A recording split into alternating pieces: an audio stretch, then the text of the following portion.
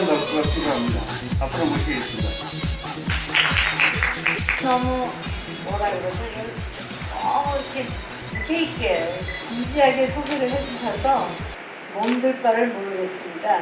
우리 지금 아시다시피 현장은 꽤 텅텅 비었지만 그래도 마음이 찌릿찌릿 통하는 소수의 아주 귀한 멤버들이 모여앉은 이 자리와는 굉장히 오히려 너무 과분할 정도의 진지함과 밀도를 갖고 소개를 해주셔서 저는 그냥 그거를 빨리빨리 지우개로 지우고 아주 편안한 굉장히 개인적인 톤의 그 명강의가 아닌 명토크쯤을 한번 해볼까 하는데 괜찮겠죠 여러분? 네, 근데 왜 이렇게 뒤에 앉아 계십니까? 코로나 때문에? 가까이 좀 오시죠. 이렇게 오세요. 그럼 이렇게 하고 얘기하면 좋잖아요. 너무 멀리 앉아 계시네. 뭐 싫으시면 안 오셔도 됩니다. 오늘 제가 얘기할 제목이 영화 연기의 미학과 실제라고 했네요. 진짜 따분한 제목이에요. 사실 좀 더 경쾌하고 아주 뭐라 그럴까 재치 있는 그런 제목을 좀 찾아보고 싶었는데 워낙 우리 나 감독님이 급하게 나한테 몰리적하셔서 그때 저렇게 된 것 같아요. 저 제목하고 전혀 상관없이 재밌는 톡을 한번 해보도록 하죠. 그리고 제가 이렇게 얘기하는 중에 앉아 계신 여러분들이 톡을 하고 싶으실 땐 언제든지 하십시오. 우리 45분밖에 없거든요. 굉장히 짧은 시간이에요. 이제 느끼시겠지만. 저도 몰랐어요. 제가 이렇게 말이 많은 줄은. 어느 모임이나 가가지고 뭐 일어나서 잠깐 얘기하시오. 10분 줬었는데 제가 45분을 얘기했대요. 글쎄. 근데 중간에 끊지도 않았다는 거예요. 그래서 끊지 않은 그 사회자는 굉장히 야단을 맞았고 왜 안 끊었을까 생각을 해봤더니 제가 끊을 수 없게 얘기하는 거예요. 예. 아시다시피 제가 평생 대학에서 가르쳤습니다. 근데 대학 강의 시간에도 제가 이제 제 스스로의 행동 패턴을 발견하게 됐는데 이걸 안 보더라고요, 제가. 이걸 보고 이렇게 강의를 하질 않고 이렇게 컨택을 하면은 저걸 제가 못 봐요. 보니까. 지금도 어디 가서 특강을 하면은 물론 소위껏 이렇게 두세 장 들고 갑니다. 근데 그걸 전혀 안 보고 딱 마주치는 순간부터 물론 기본적인 뼈다귀야. 제가 20 몇 년이나 그 강단에 서서 뭔가를 떠들었는데 뭐 없겠습니까? 그날 무슨 얘기를 해야 된다 정도 이제 알고 가지요. 그러고 가서 서서는 그냥 계속 나오는 것 같았어요. 저걸 보면 왜 못 보냐면 이걸 보고 호흡을 한번 하면 여러분과의 컨택이 깨질 것만 같은 거예요. 네. 바로 그게 일반 강사 선생님들과 그 연기를 하는 배우의 역할을 하고 있는 그 선생 강사의 차이가 아닐까 하는 생각을 한번 해봅니다. 그러면서 어떤 그 연기의 본질 또는 연기의 성질이라는 게 살짝 벌써 얘기가 됐는데요.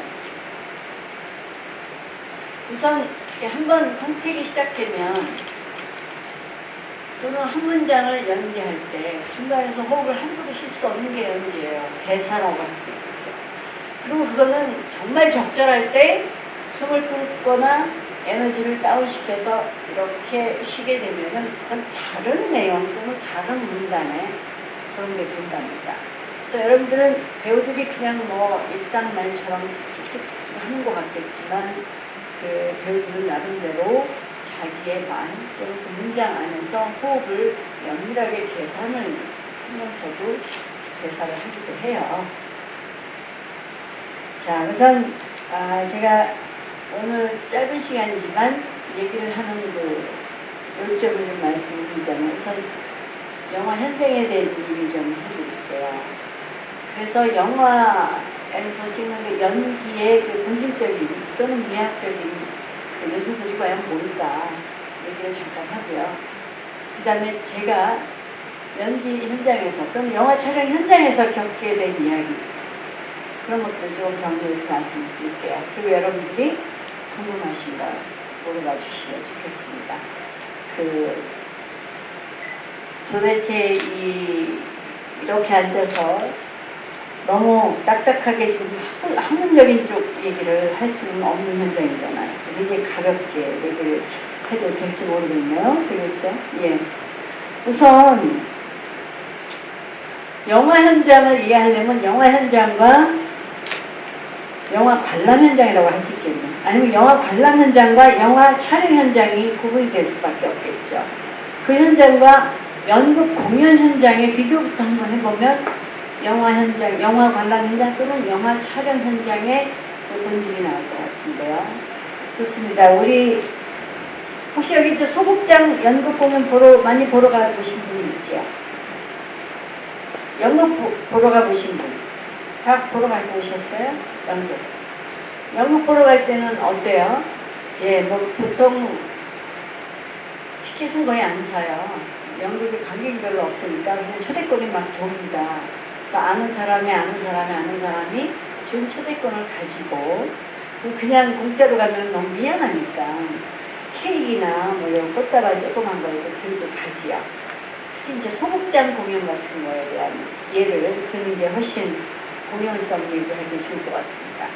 들어가면은 그 입구에서 이미 그 꽃다발이라든지 뭐 비타 500 이런 거 사온 거는 다 뺏겨요. 여기다 두고 이따 갔다 와서 찾아가십시오. 그리고 전달을 하십시오 이럽니다. 뭐 그런가 보다 하고 들어가요. 들어가서 또 이 초대권을 좌석 있는 입장권하고 바꿔가지고 들어가죠. 그럼 점점 거의 그 가난한 동네니까 거의 지하에 위치해 있는 경우가 많아요. 그 조그만 소극장들을.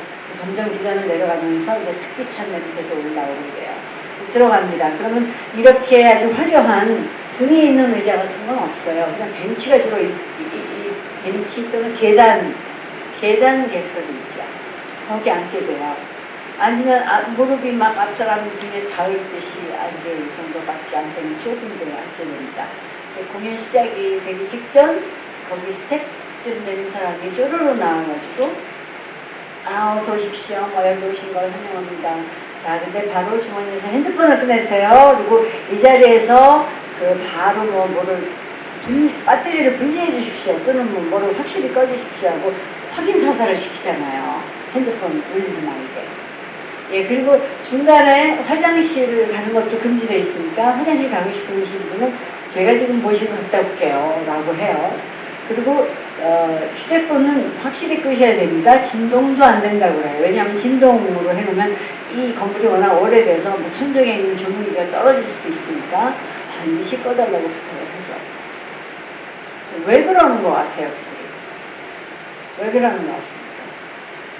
연극 공연의 그 본질은 바로 지금 여기 함께하는 본질이 기본이기 때문에 바로 앉아있는 여러분들이 무대 위에 있는 배우와 함께 교감하면서 함께 연기를 하게 되어 있는 현장이에요. 자, 연극 공연의 3요소는 배우, 관객, 무대 이렇게 되어 있어요. 거기 이제 이미 희곡은 빠져버립니다. 왜냐하면 희곡의 문학성은 이미 라디오나 영화로 넘어가고요. 연극 공연 현장에서는 실제로 우리가 침 튀기면 침이 튀겨지고 호흡을 하면 그게 느껴지는 정도의 그 밀접한 공간 안에서 벌어지게 되죠. 객석에서 관객이 여기서 벌어지는 연기하고 톤이 다른 연기를 하면은 이게 깨지는 거예요. 그리고 여기서 들어야 되고 들려야 되는 소리 외에 다른 소음이 들리면 또 집중이 깨지는 거죠. 바로 그래서 관객은 3분의 1의 역할을 담당합니다. 아까 3요소가 있다고 그랬잖아요. 그러니까 연극 공연을 구경하러 가는 게 아니고 함께 하러 가는 거예요. 근데 함께 내가 가서 그 체험을 하고 여기서 지금 영순이하고 창식이가 서로 싸워서 헤어졌어. 영순이가 막 울어요. 나도 보고 막 울어요. 영순이가 창식이랑 헤어진 게 슬퍼서 우니까 아니거든요. 저걸 보니까 내가 저번 주에 헤어진 상남씨가 생각나서 내 슬픔으로 우는 거예요. 자, 그러면은 관객에선 여기서 주어지는 것 같고 내 속에 시어터를, 내 속에 그 현장이 드라마틱한 그 상황이 돌아가면서 내 액팅 아웃을 하게 되는 거죠. 바로 그게 이 공연자와 구경하는 자의 관계성입니다. 이 현장에서. 자, 그럼 이제 영화관 현장으로 가보죠. 영화관은 그 연극 공연 보러 가는 거하고는 달리 꼬박꼬박 돈을 내고 표를 사고, 그리고 또 반드시 뭐 혼자 가기는 안 돼요. 내가 애들한테 야 지금 영화도 열심히 보고 못하거든. 같이 갈 여친이 없어요. 막 이래요. 꼭 누군가와 같이 주로 가면서 수다를 떨면서 표를 사고 반드시 팝콘도 사고 커피도 사고요. 요즘은 조금 이제 다른 상황이긴 하지만. 그래서 들어갑니다. 계속 얘기를 하고, 이렇게 자리가 많이 비어있다면 앞 의자에 다리까지 이렇게 쫙 얹어놓고 휴대폰을 누가 달라는 사람도 없고요. 울리면 받아요. 어떤 아재분들께서는 막 왜? 나 지금 영화 봐. 근데 그거 보신 분? 아니야 내가 낸 건데 막 이러면서 이제 엄청 통화를 크게도 합니다. 심지어는 영화가 시작되는 중에도 하시죠. 그래도 영화는 전혀 방해 안 받고 돌아가요. 영화는 이제 픽스된 캡슐화된 이미지죠. 그래서 지금은 80대도 넘은 엄앵란 씨란 분, 여러분들은 엄앵란을 모르시겠구나. 그분 맨발의 청춘 막 이런 영화 20대 때 영화를 우리는 보고 자랐는데, 지금 그 엄앵란 씨가 20대인 스크린도 얼마인지 좀 볼 수 있어요. 그분 지금 80대, 아니면 또 돌아가신 신성일 씨의 것도 보고. 그래서 이 픽스된 캡슐화된 이미지는 또 반복되고 계속 볼 수 있고 그냥 픽스돼 있어요. 근데 우리가 영화를 왜 좋아해요? 영국보다. 영국은 가면 더 비싸고요. 또 가야 되고요. 근데 영화에서는 앉아서 베니스도 가고 앉아서 굉장히 환상의 나라도 가고 굉장히 이게 막 넓어요. 갈 수 있는 것도 시공간을 막 넘나드는 것 같죠. 근데 영화가 찍어놓은 시공간에 국한돼 있어요. 영화가 고대 영화면 고대밖에는 못 보는 거죠, 솔직히. 근데 연극 무대는 여기 서서 저 뒤에서 고대 장면을 연출해서 연기를 합니다. 그래서 약간 잿빛의 조명 속에서 고대 장면이 벌어지면 여기서 딱 나레이터가 여러분 지금 보시는 저 장면은 한 2만 년 전에 우리가 상상할 수도 없는 어느 곳에서 벌어졌거든요. 이러면 지금 동시에 2시간대가 공정을 하지요. 이건 지금 현재고 저거는 몇만 년 전. 굉장히 아주 험블한, 영어로 하면 보잘것없는 이 조그마한 공간 안에 몇 가지의 멀티플한 시간성과 멀티플한 공간성이 연출될 수 있는 게 또 연극무대일 거예요. 그러니까 우리 연극무대는 굉장히 빈티나 보이고 심플하고 옛날 그 모습에 같지만 사실은 우리의 상상력을 오히려 더 확대시켜줄 수 있는 구조를 지니고, 또는 우리의 상상력, 내가 직접 건드려줘서 내가 액팅 아웃하게 하는 오히려 굉장히 주체적인 관람 행위를 할 수 있는 그런 성격을 지닙니다.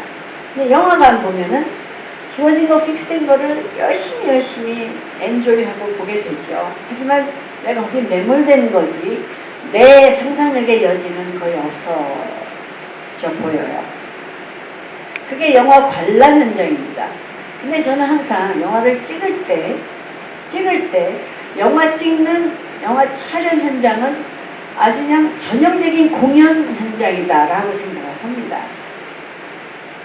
영화 찍는 현장은요, 여러분들이 직접 찍어보시지 않으시는 분들은 잘은 모르겠지만 이제 감독이 있고 또 촬영 감독이 있고 조명 감독이 있고 또 동시녹음하면 음향 감독이 있겠죠. 그다음에 배우들이 있고. 근데 이 영화 촬영 현장에서는 세트에서, 이건 분명히 지금 파주에 있는 세트인데, 지금 파주에 있는 세트인데 그게 트랜스폼도 변화돼가지고 고대의 음악으로 변해 있습니다. 아까 무대 위에서 고대와 현대가 공존되는 것처럼 이걸 고대로 트랜스폼도 시켰듯이 그 세트 공간을 고대의 음악으로 트랜스폼도 시켰어요. 자, 굉장한 그 무대 위에서 벌어지는 여러 공연성이 존재하고 있네요. 너무 비슷한. 그리고 거기서 이제 옛날 옷을 입고 또 배우도 트랜스폼도 돼가지고 연기를 하고 이제 나옵니다. 나오면 현재고 여기 들어가 있으면 고대 연기를 하게 되는 거죠. 그래서 멀티플한 시간성과 공간성이 촬영 현장 안에서는 공존을 해요. 여기에서만 벌어지는, 촬영하고 있는 현장에서만 벌어지는 거를 영화 촬영 현장이라고 보지 마시고 이걸 전체를 거리를 두고 떨어져서 보게 됐을 때의 얘기인 거예요. 자, 그리고 이제 되게 재밌어요. 그리고 이 카메라의 앵글을 통해서 또 거기서 국한되는 무대는 또 달라요. 그다음에 감독은 또 멀리서 보되 또 이 각도란 앵글이라든지 배우의 연기라든지 이 전체를 조율하느라고 엄청난 정말로 전형적인 공연성의 그 감각이 없이는 또 그 연출을 못 해내는 겁니다. 단편적인 뭐 어떤 그것으로 결정하는 게 아니거든요. 그 영화 촬영 현장의 감독이라는 게. 그리고 촬영은 뭐 카메라가 롤링 어쩌고 뭐가 됐어. 그 다음에 이 슬레이트라고 그러죠. 쫙 무슨 씬에 맺다 쫙 치면 그 다음에 감독의 연기 짤막하지만 되풀이되는 연기가 있죠. 레디 뭐예요? 액션 그랬어요? 네. 그걸 하거든요. 대단한 연기예요. 그 감독이 레디 액션 하면 그 호흡 있잖아요. 그리고 거기에 실리는 그 에너지, 그 액션에 실리는 에너지와 그 어떤 음량, 음성, 음색 이런 거 가지고 배우는 감을 잡아요. 어느 정도. 여기서 좀 더 강하게 이렇게 가지는 연기 톤. 그 다음에는 어떻게 보고에 또 딱 방아쇠가 당겨져가지고 딱 배우는 연기가 또 나가거든요. 거기에 타이밍. 그게 연기 아니고 뭡니까? 그게 연출 아니고 뭐겠어요? 촬영 현장은 완전히 공연을 하고 있는 거예요. 거기에 또 나머지 이 붐 마이크 들고 있지, 포지션. 그 다음에 또 뭐 조명판 들이대지, 그것도 여러 가지 들이대지, 세팅, 무대 세팅이에요. 완전히 무대 세트, 슬레이트, 무대 세트, 조명판, 무대 세트, 붐 마이크, 무대 세트, 촬영, 카메라, 무대 세트, 또 뭐 메가폰 정도라고 할 수 있겠죠. 그래서 촬영 현장은 엄연한 아주 전형적인 공연 현장이라고 볼 수 있답니다. 근데 거기서 만들어진 필름화된 이미지들은 우리가 관람 현장에서는 또 그렇게 작용을 하지만 그걸 찍는 현장에서는 굉장히 공연성이 바탕이 되어 있는 행위다 라고 얘기를 해드리고 싶습니다. 그 다음에 이제 연기 쪽으로 좀 넘어가 보자면 연극 무대는 그래서 배우들이 기승전결에 희곡에 따른 스토리에 따른 나름 그 에너지 레벨이라든가 흐름을 타게 돼 있죠. 거기에 따라서 내 감정이나 감각을 디벨롭 시킬 수가 있어요. 발전을 시킬 수가 있고 뺄 수가 있고. 그리고 배우도 시작해서 한 1시간 반 정도의 공연이 되는 동안 나도 모르게 그 사전에 한 달, 2달을 연습을 해요. 그 연습하는 게 대사 외우려고 연습하는 게 아니에요. 그 대사에 들어가는 감정의 결을 이렇게 파는 거죠. 그러니까 일종의 그 레코드판 같은 거, 아니면 CD 굽기, DVD 굽기, 그 무슨 라인 이렇게 해가지고 라인이 꼭 아니어도 뭔가 이렇게 전자파로 뭘 부어 놓으니까 들어가서 다시 이렇게 플레이하면은 다시 틀어져 나오잖아요. 그것처럼 나중에 공연할 때 틀어져 나오기 위해서 그 인식시키는 거예요. 감정의 결을, 감정의 흐름을, 감각의 그 톤을. 대본은 저절로 외워지는 겁니다. 대사는. 보통 배우들한테 이렇게 묻습니다. 어머나. 그 1시간 반 되는 모노드라마 대사 어떻게 다 외우셨어요? 대사는 외우는 게 아니에요. 외워집니다. 그래서 배우들이 리허설 하는 동안 연습하는 건 뭐냐면 내가 이 상황에서 감정을 어떻게 유발해서 그 감정을 가지고 어느 정도의 걸 내놨더니 상대가 어떻게 나와서 그걸 막말로 교감을 훈련하고 교감의 경험을 축적시키는 거예요. 상대 배우와의 교감의 경험을 축적시켜서 나도 모르게 이렇게 나이트가 그어지는 겁니다. 이렇게 CD를 붓는 과정이에요. 그래가지고 나중에 그 공연 현장에 올랐을 때 무대 위에서 올라가죠. 여기서도 또 그렇다고 픽스된 CD인가요? 천만의 말씀입니다. 제가 CD란 표현은 안 쓰는 게 좋겠네요. 픽스된 게 아니에요. 올라가서 또 하죠. 그래서 공연은 매번 살아있어요. 리허설 때마다 그저 톤이 다 다르죠. 그러니까 그때마다 어떻게 교감하고 어떻게 받아들이고. 그러니까 공연은 리허설 연극은 리허설 하는 그 순간순간이 다 공연이에요. 매 순간이. 매번 공연으로 리허설을 한다고만 할 수 있을까요? 매번 그 리허설은 처음이자 마지막인 순간들의 연습입니다. 그게 연기의 그 본질인데, 뭐 카메라도 마찬가지겠지만 어쨌든 연기의 본질은 공연 연기에서 우선 좀 더 깊게 또 다양하게 찾아볼 수가 있는데요. 그래가지고 나름 이렇게 나이테를 내 속에 가지고서는 주고받고 또 관객한테서 돌발적인 어떤 반응이 왔을 때 배우의 연기는 또 달라지고요. 그럼 낮에 짜장면을 먹었느냐, 낮에 햄버거를 먹었느냐에 따라서도 달라지고요. 내가 오늘 배가 아픈지 뭐 안 아픈지 여기에 통증이 있는지에 따라서 달라지고요. 연기는요. 그리고 어저께 내가 이제 여친하고 남친하고 헤어져서 너무 슬픈 감정이 있는데 정말로 행복한 기쁜 연기를 해야 된다. 이런 걸 또 해내야 되는 게 또 배우예요. 예. 그럼 그 가짜를 흉내내는 거냐? 그 얘기를 또 조금 있다가 하도록 하지요. 연기에 아주 깊은 얘기를 또 하게 돼야 될 텐데. 자, 그럼 영화 연기로 좀 넘어갈까요? 그래서 연극에서의 연기는 이렇게 흐름 타요. 흐름을 타고 훈련도 해볼 수 있었고, 예, 많이. 영화로 가면요. 거의 그 같이 모여서 리허설 하는 경우라는 거는 현장에서 한번 자 리허설 한번 해보겠습니다. 그럼 동선 조금 하고 뭐 이렇게 하고 그거가 딱이고 그리고 맨 처음에 캐스팅 되면은 모여가지고 뭐 리딩 한번 해볼까 말까 그래요. 주로 드라마에서는 그렇게 하는데요. 제가 영화 우리 이번에 찍은 단편 영화는 굉장히 열심히 여러 번 했습니다. 대사도 많았고요. 그리고 시나리오도 굉장히 치밀하게 바뀌어가는 바람에 어쨌든 그래서 영화 연기는 그 대신 카메라라는 또 다른 배우가 있어요. 또 다른 연출가가 있어요. 카메라라는. 그래서 카메라가 여기 있는데 내가 뒤 이쪽이 보이는 장면이 아님에도 불구하고 카메라가 여기 있는데 내가 계속 이쪽으로 액팅을 할 수는 절대 없는 거잖아요. 산은 저희가 있어도 일방인이 뭐 이런 것 때문에 여기 있어서 저기 산이 보인다 그러고 해야 되는 거예요.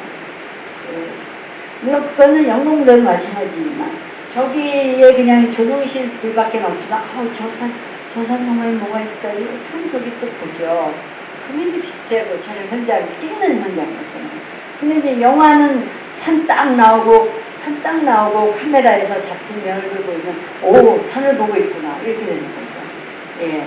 그 또 영화는 카메라가 또 이 상대가 여기 있고 내가 여기 있는데 카메라가 이게 어깨 넘어서 걸고 오면은 내가 상대를 보는 시선을 그대로 봐도 상대한테 얘기하구나가 되는데 어떤 경우는 가령 2명 있는 배우를 같이 찍어야 될 경우 여기에 상대가 있으면 내가 이렇게만 하면은 여기만 보이잖아요. 그래서 보통 이제 배우들은 어떻게든 내 얼굴을 많이 보이고 싶어가지고 살짝 각도를 틉니다. 그래서 시선을 여기다 주면서 얘는 여기 있는데 시선 여기다 주면서도 연기를 해요. 그래서 둘이 이렇게 뭐 그런 경우는 연극에서도 마찬가지예요. 연극은 여기다 상대를 두고 이렇게 와서 저기를 보면서 이리 주는 대사 같은 거 많죠. 그건 왜? 한쪽에만 관객이 앉아있기 때문이에요. 한쪽에만 관객이 앉아있기 때문에 그런 거고 이쪽도 어떻게 보면 그럼 카메라가 객석이라고도 할 수 있겠어요. 그죠? 카메라가 객석이라고도 할 수 있겠네요. 카메라에 보이기 위해서 이렇게 얘기해야 되는 거를 이렇게 하고 얘기할 수도 있다라는 거예요. 뭐 상대의 눈빛을 보면은 내가 자꾸 대사를 까먹어서 상대 그냥 이마 쪽을 보고 대사한다든지 뭐 이런 식의 일종의 사기친다고는 할 수는 없겠지만 완전한 어떤 리얼리티의 바탕에서만 연기를 하고 있진 않아요. 배우들은. 그리고 또 이 배우 연기에 대해서 조금 더 말씀을 드리고 싶은 거는 굉장히 많이 궁금해들 하시는데 내가 이제 무당 역할을 합니다. 예를 들어서 무당이 진짜 되는 거냐 응? 아니면 도대체 무당 흉내를 내는 거냐 그렇게들 많이 궁금해 하시죠. 그리고 어떤 사람은 난 정말 거기서 올라가서 내가 그냥 빙의가 되는지 정신 하나도 없었어. 난 정말 뿅 갔어. 난 정말 그랬다? 그 사람 정신병원 보내야 돼요. 연기의 현상은 그런 게 아니에요. 연기는요, 나 이영란이가 1이라고 칩시다. 그 다음에 내가 연기해야 되는 무당이 2라고 칩시다. 그럼 내가 무당을 연기하기 위해서 배우들은 무엇을 하느냐? 무당의 캐릭터를 만들어내느라고 노력을 하겠죠. 어떻게 만들어내겠어요? 우선 작품 안에 그 무당이 개입되어 있는 여러 가지 양상을 파악을 해야죠.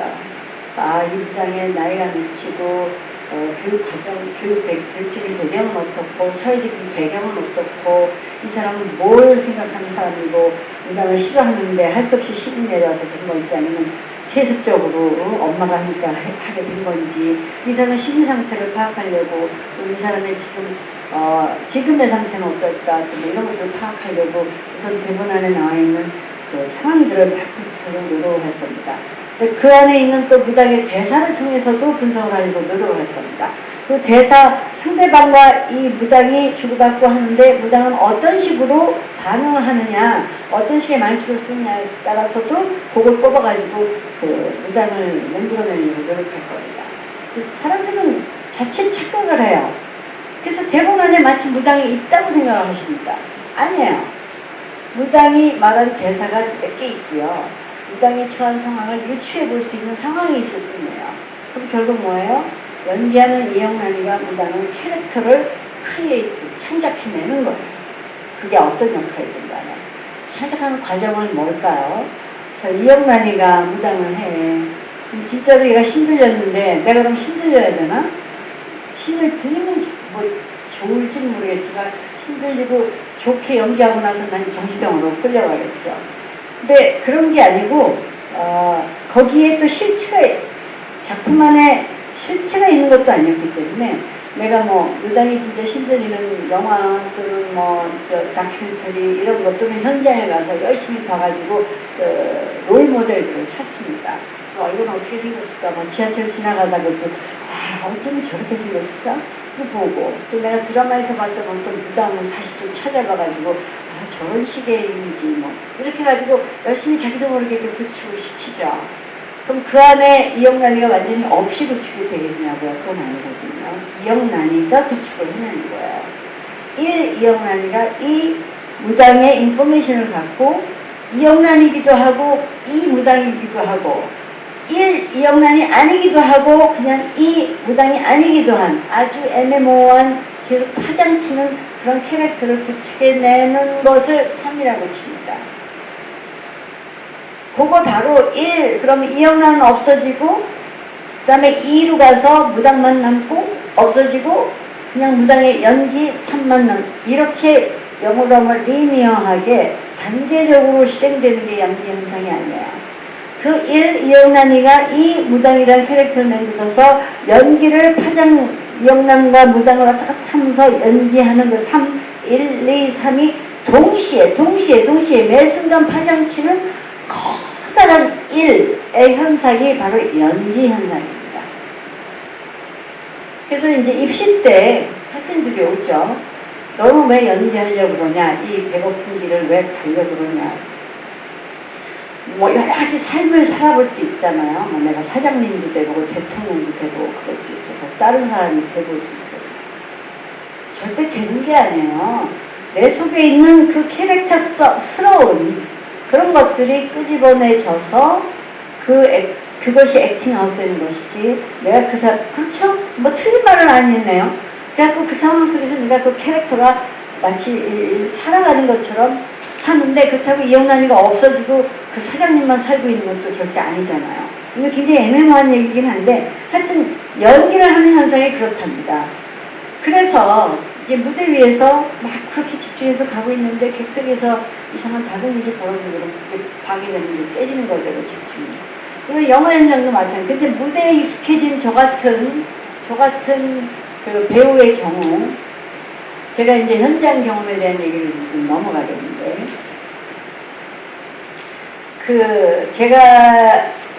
저는 어릴 때부터 몸으로 시작했어요. 춤으로 먼저 시작해가지고 말보다는 몸으로 이렇게 내 내면 세계를 표출하는 데 꽤 익숙해 있었고 그 다음에 대학 때 어떤 뮤지컬을 시작을 하면서 그 다음에 미국을 들어가기 전에 1년이란 공백이 남았을 때 어떻게 그때 당시만 해도 하나도 경험 없어도 배우를 막 갖다 쓰던 때예요. 영어 무대에서. 제가 몸 움직임을 좀 한다고 어떻게 나를 갖다가 썼는데 제가 주인공 첫 작품부터 타이틀로 롤을 맡아가지고 그거를 또 동아연구소까지 받았어요. 제가 그 옛날에는 그런 일도 벌어집니다. 그래갖고 쭉 연극만 하다가 미국 갔다 와서 연극만 하다가 여기 와서도 연극 모노드라마만 하다가 그 처음 영화를 하게 된 게 꽃잎입니다. 아마 96년쯤 되는 것 같은데 꽃잎을 하는데 저도 처음 영화는 처음 경험하는 거예요. 근데 아무도 뭐라고 지시도 안 해줬고 아무 얘기도 안 해줬고 내가 막 카메라 앞에서 연기를 한 경험도 없고 막 그런데 그 영화 이건 또 그러면서 이렇게 연극 안에서 연기하듯이 이렇게 했기 때문에 그 다음 넘어가고 그 다음 이렇게 돼서 이렇게 될 필요 없거든요. 막 잘라져 있어요. 그래서 몇 년 후 걸 지금 찍어야 되고 옛날 걸 내일 찍어야 되고 막 이렇게 뒤죽박죽 됩니다. 그러니까 저로서는 그 연극 무대에서 이렇게 흐름 속에서 연기하는 훈련을 해봤던 저기 때문에 오히려 이쪽에 가서 이렇게 잘라졌어도 계산해내기가 쉬웠으리라는 생각이 좀 들어요. 근데 이런 연극 무대 경험 없이 영화에 그냥 돌입한 사람들도 요즘 엄청 잘하더라고요. 그리고 영화 말고 드라마 같은 걸 할 때 보면은 젊은 친구들은 카메라 워크를 그렇게 잘 알아요. 뭐 이렇게 투샷이니까 여기서는 이렇게 하고 그 다음에 뭐 어깨 너머 샷이니까 나는 그냥 입만 소리만 내주면 되고 뭐 그 다음에 클로즈업이 있을 거니까 여기서는 대충 하고 클로즈업 때 그냥 힘줘서 딱 하고 왜냐면 미리 다 빼놓으면은 막상 클로즈업 때 내 감정이 희석될까봐 걱정이 돼가지고 그 조율도 잘하고 그래요. 카메라 연기는 바로 그 무대 연기하고 굉장히 틀리죠. 무대 연기는 매번 매순간 최선을 다해서 처음이자 마지막처럼 해내는 게 무대 연기입니다. 제가 1년 동안 모노드라마를 했는데 1년 동안 1시간 반 강변을 하고 13개의 캐릭터를 하면서 그냥 정말 그냥 엉엉 울어대는 그런 씬도 많았던 제가 1년을 울었어요. 1년을 진짜로 울어대더라고요. 제가 그것 때문에 한 10년쯤 수명이 단축되지 않았을까 생각이 돼요. 근데 그때 사람도 워낙 많이 왔기 때문에 분장실에 돌아가면은 제 점심이 생선초밥이었어요. 어느 이 가난한 연극 무대에서 배우가 생선초밥 먹고 연극하는 거 못 보셨을걸요. 근데 그때 제가 혼자니까 비싼 밥을 해줄 수 있었을 것 같은데 근데 너무 외롭더군요. 진짜 혼자 앉아있으면 다 끝나고 그렇게 외로워요. 모든 걸 다 이렇게 쏟아내고 나니까 와가지고 그래서 무대에서 우는 것보다 들어와서 더 울었어요. 다 쏟아낸 다음에 더 허탈해서 그렇게 미련하게 연극 무대에서 그렇게 미련하게 제가 이거 두 번째 데뷔를 1992년에 자기만의 방이라는 모노드라마로 했답니다. 지금 생각해보면 정말 생으로 미련하게 매 순간 진짜로 울어대고 진짜로 광분하고 진짜로 따져대고 진짜로 소리 지르고 그랬어요.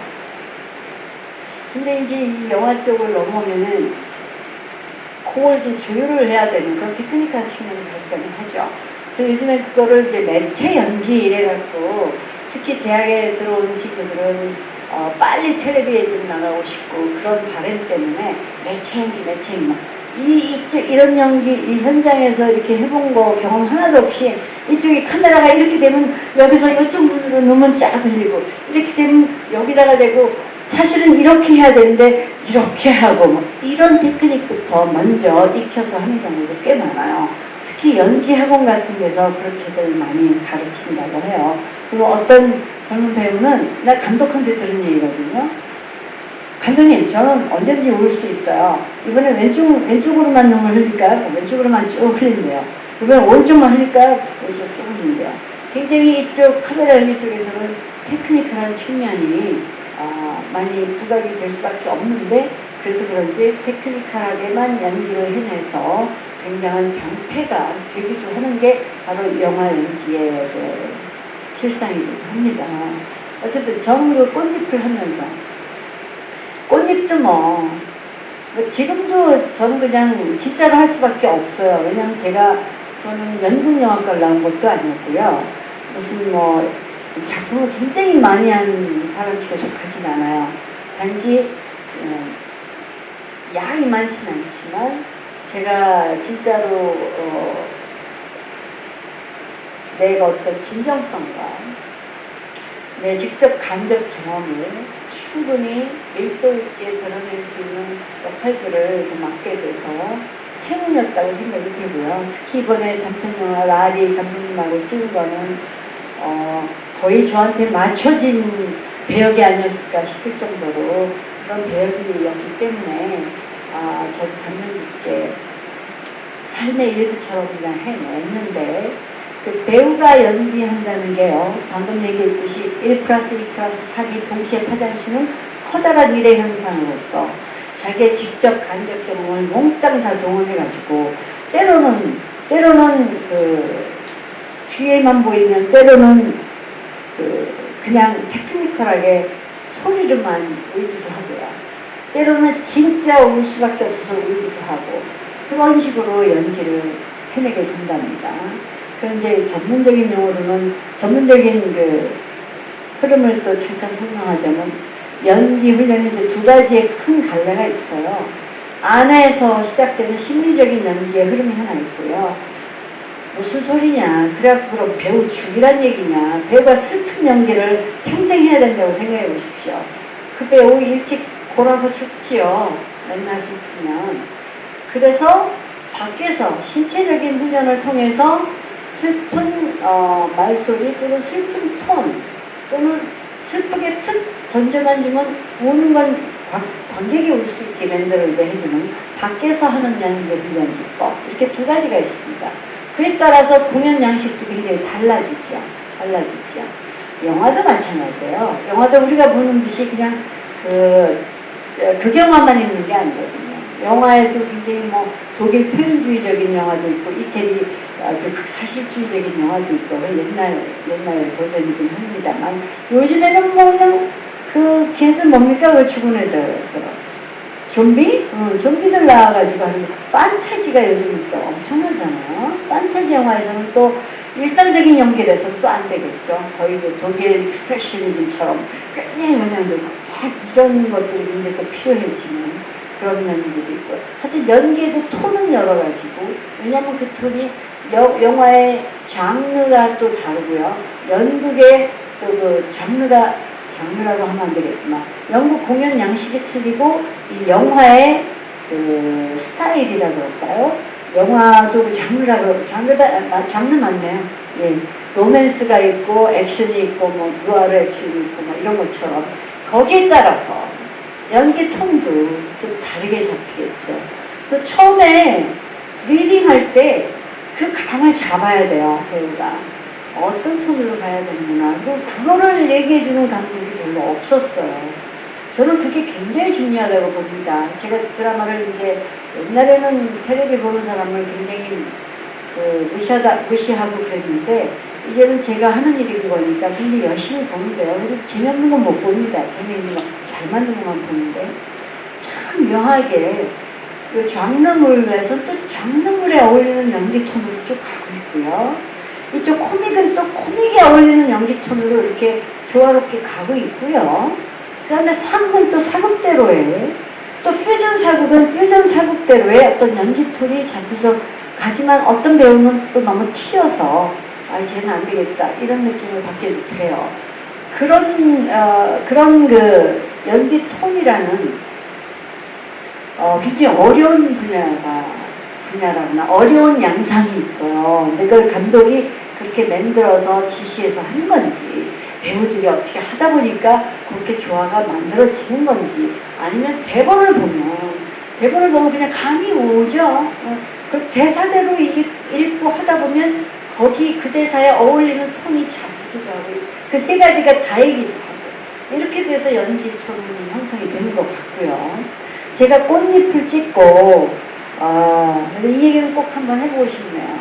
처음 영화 현장이었지만 뭐 나름 연극 무대에서의 경험이 좀 있었어서 잘라졌었어도 제가 감정을 유발시키거나 직접 감정 기억을 떠올리는데 크게 문제는 없었는데요.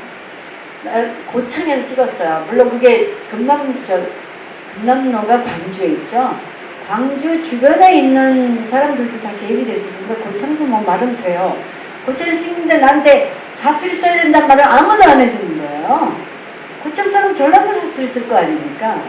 근데 아무도 감독님도 얘기 안 해줘. 나 혼자 생각해서 가만있어 봐. 고창국에도 전라도 사투리 대사가 많이 없었길래 망정이지. 그래서 이렇게 보니까 영화 촬영한다고 구경하려고 할머니가 이렇게 밖에서 쪼그리고 앉아있더라고요. 한쪽분이. 그래서 그분한테 할머니 이거 얘기 한번 해봐 주세요. 야 너 뭐 그럼 안 돼 뭐 이런 했더니 그걸 읽어주셔서 그 자리에서 막 열심히 배워가지고 약간 어설픈 그 전라도 사투리로 이제 연기를 하게 된 기억이 하나 있었고요.